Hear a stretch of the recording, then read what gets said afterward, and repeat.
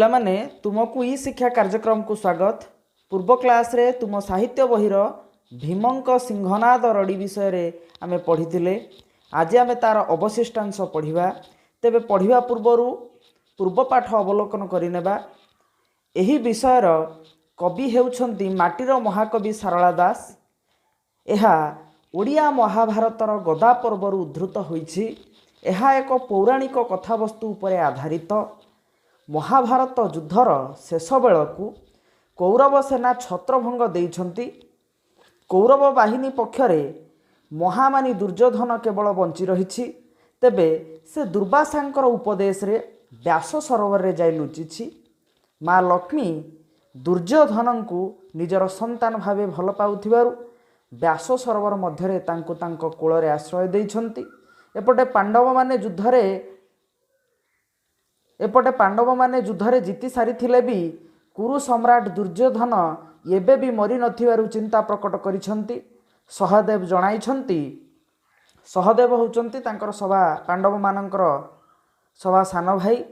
सहदेव जणाइछंती जे दुर्योधन व्यास सरोवर रे लुचि रहिछि, मात्र सेठाको आमे जाई परिबा नाही। कारण शिव अभिशाप देइथिले जदि कोनोसी व्यक्ति तार शत्रु को भय करी व्यास सरोवर रे जाई लुचिबो, तेबे तार शत्रु से व्यास सरोवर मध्यरे प्रवेश करिबा क्षणी मृत्युवरण करिबो।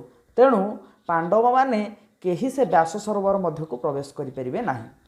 पुणी सहदेव मने पकाई देइछंती भीम आश्लेषा दैत्य निकटरू कैलाश पर्वत को उद्धार करी शिवंक ठारू एक बर पाइछंती। जदि वीर भीम सेही बर बଳରେ शिवंक ठारू एक वाद्य यंत्र जहा महिषीर सिंगरे निर्मित, जहा शिवंक निकटरे अछि, ताहार ना हेउछि सिंहनाद। एवं एही सिंहनाद वाद्य को से प्राप्त हुअन्ति एवं ताकू बजान्ति। तेबे दुर्योधन सेही सिंहनाद रड़ी को संवरण करि न पारि व्यास सरोवर पदा को बाहरी आसिबो एवं तार निधन करा जाय परिबो। पिला माने चलो एबे विषयटू को आवृत्ति करिबा। धानेण चिंतिला से पांडव सुंदर आसन कंपिला जे देवशूलधर।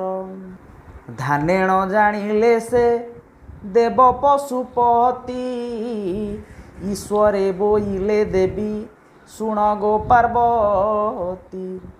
आम्भंत सिंहनाद मागुअछि वीर भीमा तुम्भ विचार को किस जोगाई गौमा। पार्वती बोइले भीम सेन आम्भ उपुगारी। पार्वती बोइले सिंह नाद दियसी बहन। पांडवंक हेतु तुम्भे व्रती छत्री लोचन। संकट काले तुम्भंत उद्धारंती पूर्ण। दियसी सिंहनाद प्रसन्न वदनेण। घन घन आसन कंपई सदानंद। चिरी कुटीरु काढ़ी देले से सिंहनाद। ईश्वरे बोइले तू बहन होई जीवु। तिनी घांती मात्र कस बद भीमसेन को सहीबु। सिंहनाद आसन्ते प्रसर पवन। सबदे कंपुअछि मृत्यु जे भुवन। काला नल जानी बिका श्री सिंहनाद ज्योति। आदित्य हूँ सते गुण तेज विकासंती। अंतरिक्षे आसी प्रवेश होइला व्यास सरोवर तीरे। पांडव सुंदर भीम धइला ताहा करे। पिला माने देख, ध्यानेण चिंतिला से पांडव सुंदर आसन कंपिला जे देवशूलधर। एठारे पांडव सुंदर कहिले भीम से ध्यान बଳରେ चिंता कला शिवंकु एवं तांकर ध्यान बଳରେ शूलधर बा शिवंकर आसन प्रकंपित हैला। शिवंकर कैलाश पर्वत दोहली उठिला। एतिकी बेले ଧ୍ୟାନେଣ ଜାଣିଲେ ସେ ଦେବ ପଶୁପତି, ଈଶ୍ୱରେ ବୋଇଲେ ଦେବୀ ଶୁଣ ଗୋ ପାର୍ବତୀ। ଧ୍ୟାନ ବଳରେ ପଶୁପତି ଯେ ଶିବ ଜାଣିପାରିଲେ ଯେ ଭୀମ ତାଙ୍କୁ ଧ୍ୟାନ କରୁଛି, ସିଂହନାଦ ପାଇବା ପାଇଁ ତାଙ୍କୁ ଗୁହାରି ଜଣାଉଛି। ଈଶ୍ୱର ବୋଇଲେ ଦେବୀ ଶୁଣ ଗୋ ପାର୍ବତୀ, ଯେଉଁଠାରେ ଈଶ୍ୱର ଥାନ୍ତି ସେଇଠାରେ ପାର୍ବତୀ ଥାନ୍ତି। ସେଇଥିପାଇଁ କୁହାଯାଇଛି କର୍ପୂର ଗୌରମ କରୁଣାବତାରମ୍ ସଂସାର ସାରମ୍ ଭୁଜଗେନ୍ଦ୍ରହାରମ୍ ସଦା ବସନ୍ତଂ ହୃଦୟାରବିନ୍ଦେ ଭବଂ ଭବାନୀ ସହିତଂ ନମାମି। ଯେଉଁଠି ଭବ ସେଇଠି ଭବାନୀ, ଭବଂ ଭବାନୀ ସହିତଂ ନମାମି। ଶିବଙ୍କର ଅର୍ଦ୍ଧାଙ୍ଗିନୀ ହେଉଛନ୍ତି ମା ପାର୍ବତୀ। ତେଣୁକରି ଈଶ୍ୱର ବୋଇଲେ ଦେବୀ ଶୁଣ ଗୋ ପାର୍ବତୀ। ଏଠାରେ ଈଶ୍ୱର କହିଲେ ଶିବ, ମା ପାର୍ବତୀଙ୍କୁ କହୁଛନ୍ତି ଗୋ ପାର୍ବତୀ ଶୁଣ। ଆମ୍ଭନ୍ତ ସିଂହନାଦ ମାଗୁଅଛି ବୀର ଭୀମା, ତୁମ୍ଭ ବିଚାରକୁ କିସ ଯୋଗାଇ ଗୌମା। ଯେ ଆମ୍ଭନ୍ତ, ଏଠାରେ ଆମ୍ଭଙ୍କୁ, ସିଂହନାଦ ମାଗୁଅଛି ବୀର ଭୀମା, ବୀର ଭୀମସେନ ଦ୍ୱିତୀୟ ପାଣ୍ଡବ ମୋତେ ସିଂହନାଦ ମାଗୁଅଛି। ଯେଉଁ ସିଂହନାଦ ଫଳରେ ଏ ସଂସାରରେ ପ୍ରଳୟ ସୃଷ୍ଟି ହେବ, ସେହି ସିଂହନାଦ ବୀର ଭୀମା ମୋତେ ମାଗୁଛି। ମୁଁ କ'ଣ କରିବି? ତୁମ୍ଭ ବିଚାରକୁ କିସ ଯୋଗାଇ ଗୋ ଉମା।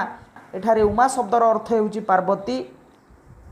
ହେ ଉମା, ତୁମ୍ଭ ବିଚାରକୁ କ'ଣ ଆସୁଛି? ଆମେ ତାଙ୍କୁ ସିଂହନାଦ ପ୍ରଦାନ କରିବା ନା କରିବା ନାହିଁ? ତୁମ ବିଚାରକୁ କ'ଣ ଆସୁଛି?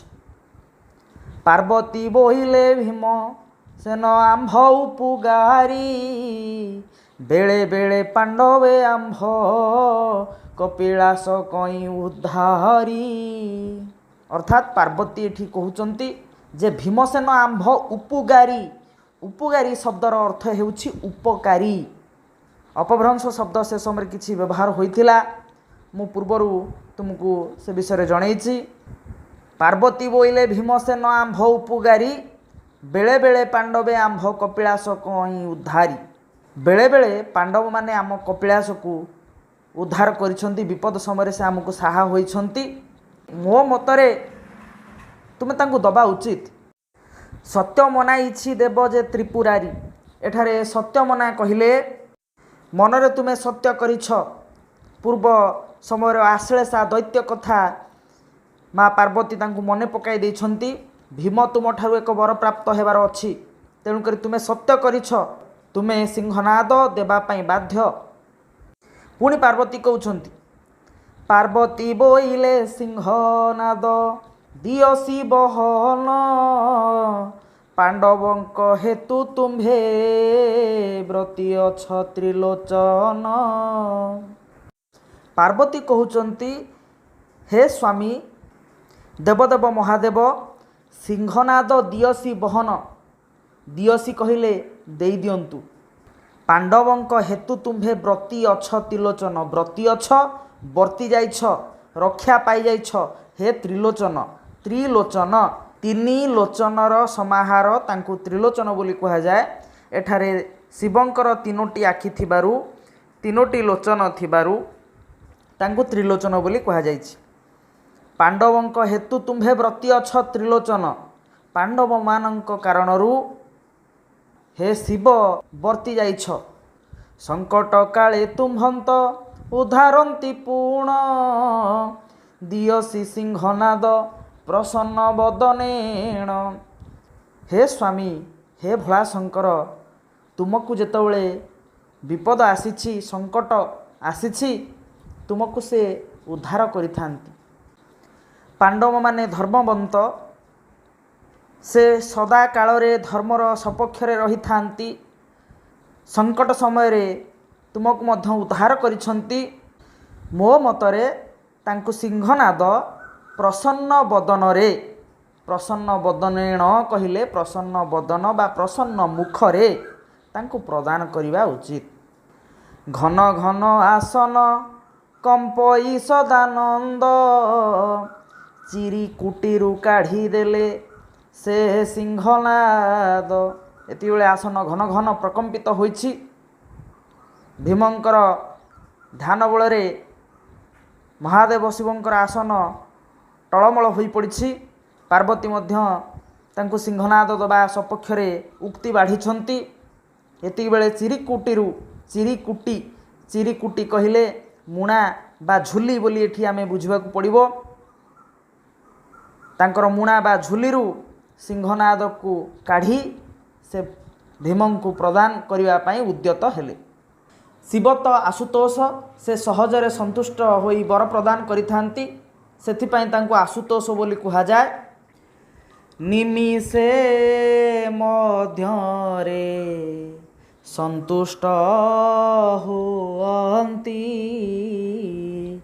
ପଶୁପତି ଯୋଗେଶ୍ୱର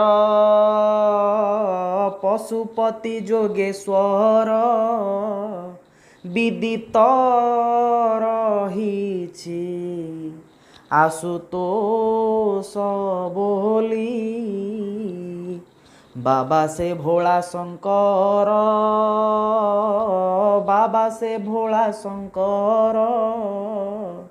ସେହି ବାବା ଭୋଳା ଶଙ୍କର ଯେ ସହଜରେ ଅନ୍ୟର ଧ୍ୟାନରେ ସନ୍ତୁଷ୍ଟ ଲାଭ କରିଥାନ୍ତି ଏବଂ ବର ପ୍ରଦାନ କରିଥାନ୍ତି। ଶିବ ସିଂହନାଦକୁ ଭୀମଙ୍କ ନିକଟକୁ ପଠାଇଛନ୍ତି। କିଭଳି ଭାବରେ ପଠାଇଛନ୍ତି? ଈଶ୍ୱରେ ବୋଇଲେ ତୁ ଅହନ ହୋଇଯିବୁ, ତିନି ଘାନ୍ତି ମାତ୍ରେ କସବଦ ଭୀମସେନକୁ ସହିବୁ। ଈଶ୍ୱର ବୋଇଲେ ତୁ ଏଠାରୁ ବୋହି ହୋଇ ତୁ ଯିବୁ। କେଉଁଠାକୁ ଯିବୁ? ନା ଭୀମସେନଙ୍କ ନିକଟକୁ ଯିବୁ, ଯିଏକି ତୋତେ ବ୍ୟାସ ସରୋବର କୂଳରେ ଅପେକ୍ଷା କରିଛି।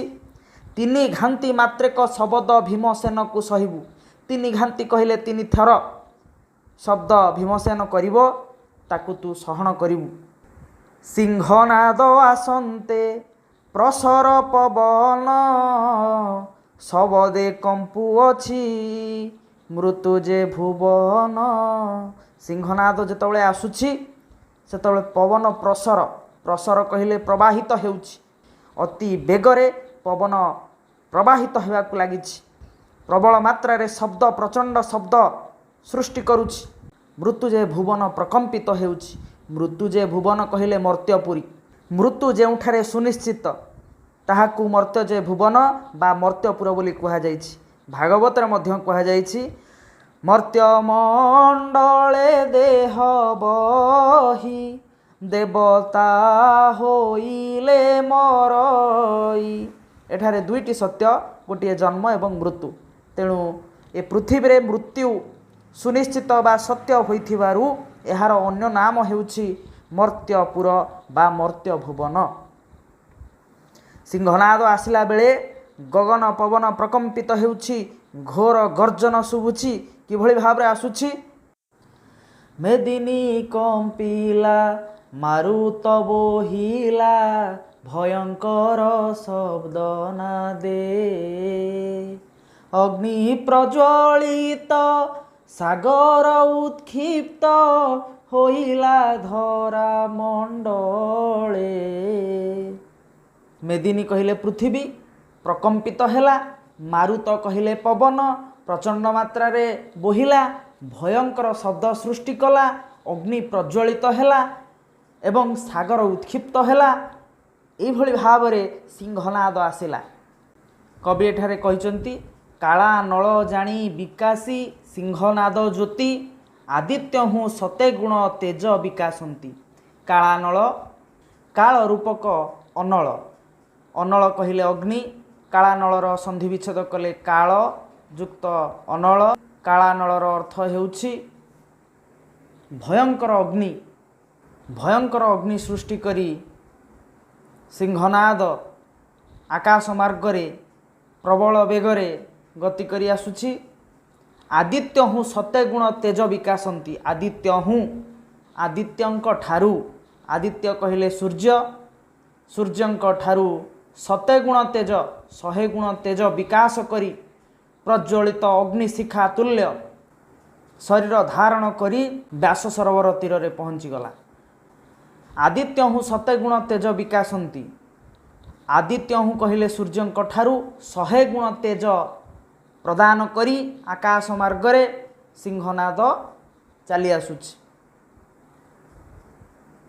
अंतरिक्षे आसी प्रवेश होइला व्यास सरोवर तीरे पांडव सुंदर भीम धरिला ताहा करे।